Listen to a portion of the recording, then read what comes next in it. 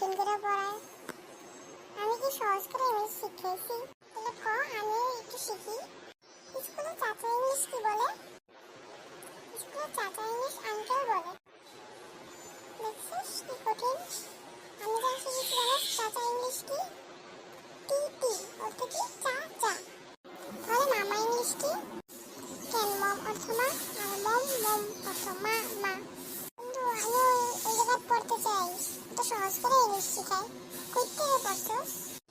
টিম্পুর বাড়ির সাথে টিম্পুর বাড়ি আছে না, ওখানে ভাড়া থাকে টিচার। তাহলে টিচারের নাম কি? টিচারের নাম হচ্ছে ধদভাঙ্গা টিচার। তাহলে টিচারের বাড়ি কোথায়? টিচারের বাড়ি হচ্ছে আমগাঁয়ের সাথে জামগাঁয়। আমি আজই গিয়ে মাকে বলবো ধদভাঙ্গা টিচারের কাছে পড়তে দিতে। মাকে বলার কি আছে, স্যার তো ফ্রিতে পড়ায়। আচ্ছা স্যার আগে কোথায় চাকরি করতো? তা তো জানি না, ধদভাঙ্গা টিচারকে জিজ্ঞেস করতে হবে। আচ্ছা বা